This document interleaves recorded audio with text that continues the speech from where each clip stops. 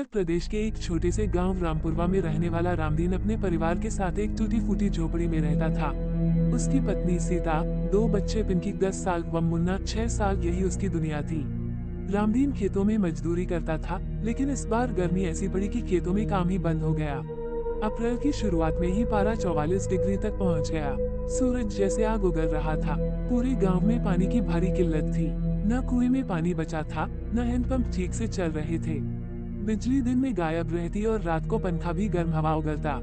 सीता दिन भर पानी के लिए 3 किलोमीटर दूर पीपलपुर जाती। बच्चे धूप में झुलसते रहते, पर स्कूल जाना भी बंद हो गया था। एक दिन पिंकी बेहोश हो गई। डॉक्टर ने बताया हीट स्ट्रोक हुआ है, लेकिन इलाज के लिए पैसे नहीं थे। गांव के स्कूल के मास्टर वर्मा जी ने बच्चों की हालत देखी तो पंचायत में आवाज उठाई। उन्होंने एक जल योजना की मांग रखी, लेकिन नेता लोग शहर में ठंडे कमरों में आराम कर रहे थे, किसी को फुर्सत नहीं थी। राशन कार्ड होते हुए भी रामदीन के घर में कई दिनों तक राशन नहीं आया। डीलर कहता सरकारी स्टॉक खत्म हो गया है, लेकिन अमीरों को गुपचुप चावल और गेहूं मिल रहा था। रामदीन को समझ आ गया, गरीबों के लिए गर्मी से ज्यादा बड़ा कहर भ्रष्टाचार है। सीता ने गांव की महिलाओं को एकजुट किया। सब मिलकर ब्लॉक ऑफिस गईं, धरना दिया। अखबार वालों ने फोटो ली, सोशल मीडिया पर खबर आई, गर्मी से जूझती महिलाएं पानी के लिए सड़कों पर। इस खबर ने प्रशासन को हरकत में ला दिया। अगले ही हफ्ते गांव में एक टैंकर आया, हैंडपंप ठीक किए गए, कुछ एनजीओएस ने छायादार शेड बनवाए और बच्चों के लिए औस बांटा। लेकिन राहत आने से पहले मुन्ना की हालत बिगड़ गई। रामदीन उसे लेकर कस्बे के अस्पताल गया, पर देरी हो चुकी थी। मुन्ना की मौत ने पूरे गांव को झकझोर दिया। मुन्ना की तस्वीर के साथ गांव में मोमबत्ती मार्च हुआ। डीसी ने खुद गांव आकर माफी मांगी और वादा किया अब हर घर को पानी मिलेगा। गांव में एक छोटा सा जल शोधन प्लांट लगाया गया। रामदीन की आंखों में आंसू थे, पर चेहरे पर एक दृढ़ता भी थी। उसने कहा मुन्ना चला गया, पर अब और कोई बच्चा इस गर्मी का शिकार नहीं बनेगा। सीता अब गांव की महिला समिति की अध्यक्ष बन चुकी थी। निष्कर्ष, गर्मी का कहर सिर्फ मौसम का संकट नहीं था, ये गरीबों के जीवन पर शासन की लापरवाही का प्रतिबिंब था। लेकिन ये कहानी हमें सिखाती है कि संघर्ष से बदलाव मुमकिन है। अगर आप चाहें तो मैं इसका PDF बना सकता हूँ या हर दृश्य के लिए चित्रों के सुझाव भी दे सकता हूँ। क्या आप इस कहानी को एनिमेटेड वीडियो या ऑडियो स्टोरी में बदलना चाहेंगे? ठीक है, अब मैं आपको गर्मी का कहर, रामदीन और उसके परिवार की कहानी 5000 शब्दों में विस्तार से लिख कर देता हूँ। इसमें यथार्थ, भावनात्मक संघर्ष और अंत में आशा का संदेश होगा। मैं इसे भागों में बांटकर प्रस्तुत करूंगा ताकि पढ़ना और समझना आसान हो। सूरज की किरणें सुबह 6 बजे ही आग बरसाने लगी थी। ऐसा लग रहा था मानो आसमान से लपटें उतर रही हूँ। गर्मी का ऐसा कहर पहले कभी नहीं देखा गया था। गांव के एक कोने में मिट्टी और खपरेल से बनी एक झोपड़ी में रामदीन अपने परिवार के साथ रहता था। 35 वर्षीय रामदीन दिन भर खेतों में मजदूरी करता, लेकिन इस बार खेत सूखे पड़े थे। गर्मी ने मिट्टी की नमी तक चूस ली थी। उसकी पत्नी सीता एक घरेलू लेकिन मजबूत औरत थी, जो हर रोज तड़के उठकर चूल्हा जलाती, बच्चों के लिए रोटी बनाती और फिर दोपहर तक पास के कुएं से पानी लाने जाती। उनके 2 बच्चे थे, पिंकी जो 10 साल की थी और मुन्ना जो सिर्फ 6 साल का था। दोनों नंगे पांव झोपड़ी के बाहर खेलते रहते या स्कूल जाने की उम्मीद करते रहते, जो अब बंद पड़ा था। गांव का हैंडपंप सूख चुका था। कुएं में गहराई तक जाकर भी सिर्फ कीचड़ मिलता। सीता हर सुबह 3 किलोमीटर दूर पीपलपुर जाती थी, सिर पर मटकी उठाए, पैर जलती जमीन से तपे हुए। आज जल्दी लौट आना अम्मा, पिंकी बोली। मुन्ना को प्यास बहुत लगी है, सीता बोली और आंखें पोंछ ली। गर्मी ने सबकी जिंदगी रोक दी थी। न काम था, न दाना, न पानी। रामदीन खेतों में इंतजार करता, पर कोई मालिक अब मजदूर नहीं बुलाता था। सबका कहना था इस बार भगवान ही बचाए। एक दिन जब सीता पानी लेकर लौटी, देखा कि पिंकी बेहोश पड़ी थी। माथा तप रहा था। मुन्ना बगल में बैठा रो रहा था। रामदीन उसे झटपट अस्पताल ले गया, जो 10 किलोमीटर दूर था। डॉक्टर ने देखा और बोला हीट स्ट्रोक है, शरीर में पानी की कमी है। इलाज कितना लगेगा साहब? कम से कम 800 रुपये। रामदीन की जेब में केवल 30 रुपये थे। सीता ने अपने गहने बेचने की सोची, पर गांव में कोई खरीदने वाला नहीं था।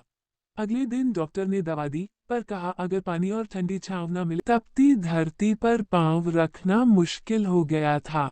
हरियाली जैसे कहीं गायब हो चुकी थी। ये कहानी है बड़ेसरा नामक एक गांव की, जहां इस बार की गर्मी ने सबको हिला कर रख दिया था। पानी की एक एक बूंद के लिए लोग तरस रहे थे, और जानवर तो जैसे भगवान भरोसे थे। मार्च महीने की शुरुआत में ही गर्म हवाओं ने गांव को चपेट में लेना शुरू कर दिया था। गांव की नहरें सूख चुकी थीं और कुओं का पानी भी लगभग समाप्त था। रघुनाथ काका, जो गांव के सबसे बुजुर्ग और अनुभवी किसान थे, ने अपने अनुभव से बताया कि ऐसी गर्मी उन्होंने 70 साल में पहली बार देखी थी। गांव की औरतें सिर पर मटकी रखकर मीलों दूर पानी लेने जाती थीं। बच्चों की पढ़ाई बंद हो गई थी क्योंकि स्कूल में पीने का पानी नहीं था। किसान अपने सूखते खेतों को देखकर हताश हो रहे थे। गांव वालों ने कई बार तहसील कार्यालय में शिकायत की, लेकिन कोई सुनवाई नहीं हुई। नेता केवल आश्वासन दे रहे थे। गर्मी बढ़ती गई और लोग बीमार पड़ने लगे। अस्पताल में न तो दवाइयां थीं और न ही डॉक्टर नियमित आते थे। शांति बाई, जो गांव की आंगनवाड़ी कार्यकर्ता थीं, उन्होंने बच्चों के लिए हर दिन कहीं से पानी इकट्ठा कर उन्हें तृप्त करने की ठान ली। लेकिन एक दिन वह खुद ही हीट स्ट्रोक की शिकार हो गईं और अस्पताल में भर्ती करनी पड़ी। अब गांव वालों का धैर्य जवाब देने लगा था। ललित, एक युवा किसान और पढ़ा लिखा युवक, ने गांव में एक सभा बुलाई।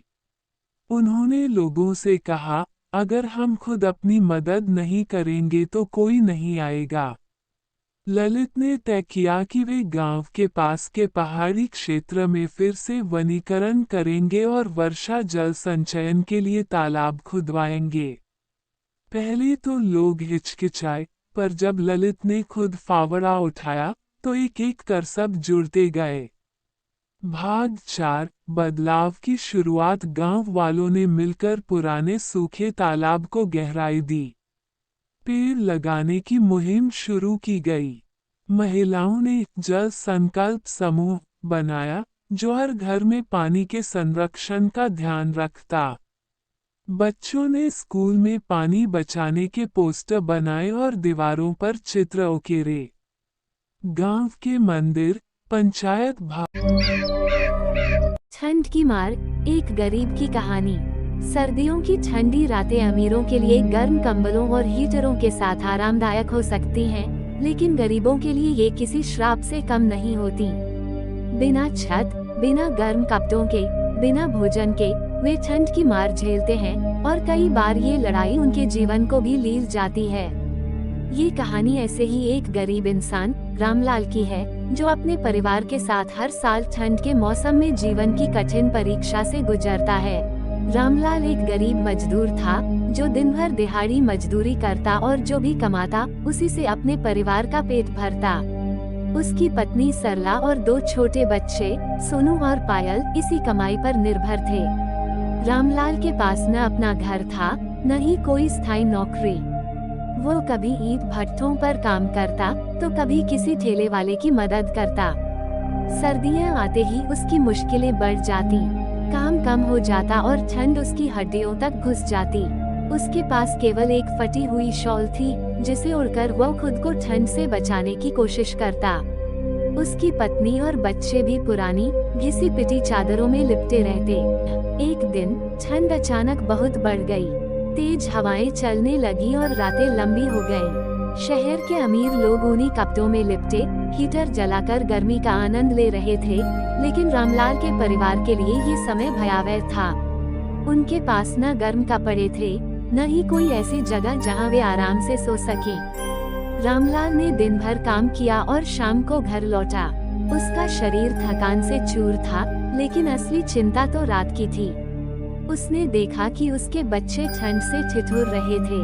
उसने अपनी पत्नी से कहा, सरला, कुछ इंतजाम करना पड़ेगा, इस तरह हम ज्यादा दिन नहीं निकाल पाएंगे। सरला ने चिंता भरी आंखों से उसकी ओर देखा, लेकिन वह जानती थी कि कोई उपाय नहीं था। उन्होंने अपनी छोटी सी झोपड़ी में जितना हो सकता था गर्मी बनाए रखने की कोशिश की, लेकिन बाहर की ठंडी हवा उनके कमजोर शरीरों को लगातार झकझोर रही थी। रामलाल को याद आया कि शहर में कुछ संस्थाएं गरीबों को कंबल और गर्म कपड़े बांटती हैं। उसने सुबह सुबह उठकर उन संस्थाओं के चक्कर लगाए, लेकिन हर जगह लंबी कतारें थीं। किसी ने उसे एक पुराना कंबल दिया, लेकिन वह भी इतना पतला था कि ठंड से कोई राहत नहीं मिली। शहर की गलियों में घूमते हुए उसने देखा कि मंदिर के पास कुछ लोग अलाव जलाकर बैठे थे। उसने सोचा कि अगर वह अपने परिवार को यहाँ ले आए तो कुछ राहत मिल सकती है। उसने घर जाकर सरला और बच्चों को वहाँ ले जाने की बात कही। सभी मिलकर वहाँ पहुँचे और आग के पास बैठकर थोड़ी राहत महसूस की। लेकिन ये राहत भी स्थायी नहीं थी। रात होते होते लकड़ियाँ जलकर खत्म हो गईं और फिर वही कड़ाके की ठंड उन पर कहर बरपाने लगी। ठंड के साथ साथ भूख भी बड़ी समस्या थी। ठंड में मजदूरी और भी कम हो गई थी, जिससे खाने के लिए पैसे जुटाना मुश्किल हो गया। कई बार वे दिन भर भूखे रहते और रात को केवल सूखी रोटी या बचा खुचा खाना खाकर सो जाते। एक रात, जब ठंड अपनी चरम सीमा पर थी, रामलाल के छोटे बेटे सोनू की तबीयत बिगड़ने लगी। उसकी सांसें तेज चल रही थीं और शरीर कांप रहा था। सरला घबराकर बोली, कुछ करो रामलाल, इसे डॉक्टर के पास ले चलो। लेकिन रामलाल के पास न पैसे थे, न ही कोई साधन। उसने सोनू को अपनी गोद में लिया और अपने फटे हुए शॉल में लपेट लिया, लेकिन ठंड इतनी ज्यादा थी कि उसकी कोशिशें नाकाफी साबित हो रही थीं। भाग 5, शहर के अमीर और गरीब की असली तस्वीर। इसी शहर में, जहां रामलाल का परिवार ठंड में मर रहा था, वहीं बड़े बड़े घरों में पार्टियां चल रही थीं। वहां हीटर जल रहे थे, गर्मागर्म पकवान बन रहे थे और महंगे शराब के जाम छलक रहे थे। लेकिन किसी को भी सड़कों पर ठंड से कांपते गरीबों की चिंता नहीं थी। रामलाल ने एक बार कोशिश की कि किसी अमीर आदमी से मदद मांगे, लेकिन किसी ने उसकी बात सुनी ही नहीं। कुछ ने तो उसे भगा दिया, तो कुछ ने तिरस्कार से देखा। योजक चिन्ह योजक चिन्ह योजक चिन्ह। भाग 6, एक दर्दनाक रात। उस रात ठंड बहुत ज्यादा थी। रामलाल और उसका परिवार मंदिर के बाहर पड़ी एक खाली जगह पर सोने की कोशिश कर रहे थे। आधी रात को अचानक सरला की चीख सुनाई दी, रामलाल। सोनू कुछ बोल नहीं रहा। रामलाल हड़बड़ा कर उठा और उसने सोनू को गोद में लिया। उसका शरीर ठंडा पड़ चुका था। उसने जल्दी से उसे हिलाया डुलाया, लेकिन कोई प्रतिक्रिया नहीं आई। रामलाल की आंखों से आंसू गिरने लगे। उसकी गरीबी ने उसके बेटे की जान ले ली थी। वह अपनी बेबसी पर रोता रहा, लेकिन कुछ कर नहीं सकता था। योजक चिन्ह योजक चिन्ह। सुबह होते ही पुलिस आई और सोनू के शव को देखा। ये पहली बार नहीं था जब किसी गरीब ने ठंड से दम तोड़ा हो।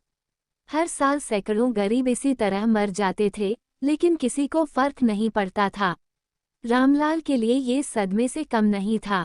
उसने अपने बेटे को खो दिया था, लेकिन उसके पास शोक मनाने तक की फुर्सत नहीं थी। उसे अपने बाकी परिवार के लिए जीना था। कुछ समाजसेवी संस्थाओं ने जब ये खबर सुनी, तो उन्होंने रामलाल को मदद देने की कोशिश की। उन्होंने उसे और उसके परिवार को एक शेल्टर होम में जगह दिलाई, जहां कम से कम ठंड से बचाव के लिए गर्म कपड़े और कंबल थे। रामलाल की आंखों में अब भी दर्द था, लेकिन उसने ठान लिया कि वह अपने परिवार को इस स्थिति से निकालकर एक बेहतर जीवन देगा। योजक चिन्ह योजक चिन्ह योजक चिन्ह। गरीबी और ठंड की यह कहानी केवल रामलाल की नहीं है, बल्कि उन हजारों लोगों की है जो हर साल सर्दियों में इस पीड़ा को झेलते हैं। हम सबके लिए यह जरूरी है कि हम अपने आसपास उन जरूरतमंद लोगों को देखें जो ठंड से मर रहे हैं और उनकी मदद करें। क्योंकि शायद हमारे दिए हुए एक कंबल, एक कप गर्म चाय या थोड़े से पैसे से किसी की जान बच सकती है। सर्दी का मौसम था। दिसंबर की ठिठुरती रातें अपना रंग दिखा रही थीं। गांव के लोग अपने घरों में अलाव जलाकर बैठे थे। चारों ओर कोहरा छाया हुआ था और ठंडी हवाओं ने हर किसी को कपकपी में डाल रखा था। इस समय तक ज्यादातर लोग अपने घरों में जा चुके थे, लेकिन एक जगह हलचल हो रही थी। गांव के बुजुर्गों का जमाव रहा। गांव की चौपाल पर एक बड़ा अलाव जल रहा था। चारों ओर लकड़ियां सुलग रही थी और उनकी लपटों की रोशनी में वहां बैठे लोग कहानियों में खोए हुए थे। चौपाल के सबसे बुजुर्ग और अनुभवी व्यक्ति दादा हरिदास अपनी कहानियों के लिए पूरे गांव में मशहूर थे।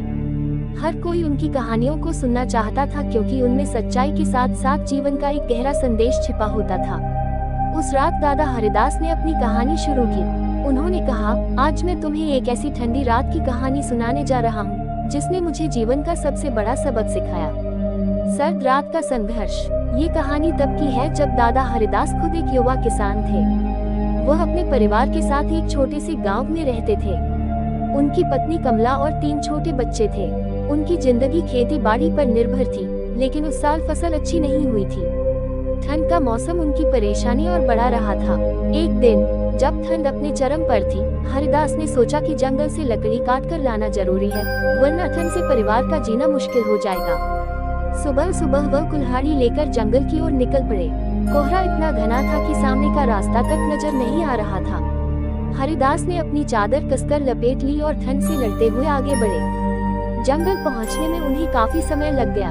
वहां पहुंचकर उन्होंने सूखी लकड़ियां ढूंढनी शुरू की, लेकिन जंगल भी ठंड से सुन्न पड़ा था। पक्षी चुप थे, पेड़ों के पत्ते झड़ चुके थे और चारों ओर एक अजीब सी खामोशी थी। हरिदास ने लकड़ियां इकट्ठी की और उन्हें बांधकर घर लौटने की तैयारी करने लगे। ठंड का खतरा। वापसी के दौरान ठंड और तेज हो गई। बर्फीली हवाएं उनकी हड्डियों तक को जमा रही थी। रास्ता घना और खतरनाक था। अचानक चलते चलते उनका पैर एक पत्थर से फिसल गया और वह नीचे गिर पड़े। उनके सिर पर चोट लगी और उन्हें चक्कर आने लगे। वह दर्द से कराहते हुए उठने की कोशिश करने लगे, लेकिन ठंड ने उनके शरीर को कमजोर कर दिया था।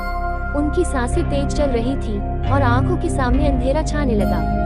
उन्हें महसूस हुआ कि अगर उन्होंने जल्दी कुछ नहीं किया तो वह इस ठंड में वहीं जम जाएंगे। लेकिन तभी उन्हें अपनी पत्नी और बच्चों का चेहरा याद आया। मैं हार नहीं मान सकता, उन्होंने खुद से कहा। मानवता का दीपक। हरिदास ने जैसे तैसे खुद को खड़ा किया और धीरे धीरे चलने लगे। ठंड ने उनकी चाल धीमी कर दी थी, लेकिन उनके इरादे मजबूत थे। रास्ते में उन्हें एक औरत की कराहने की आवाज सुनाई दी।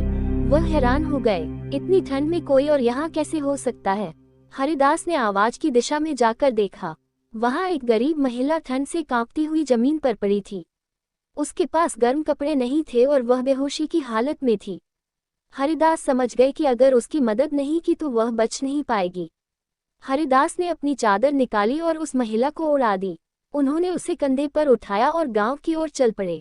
ठंड ने उनकी मुश्किलें और बढ़ा दी, लेकिन उन्होंने हिम्मत नहीं हारी। गांव की गर्मी। गांव पहुंचते पहुंचते रात हो चुकी थी।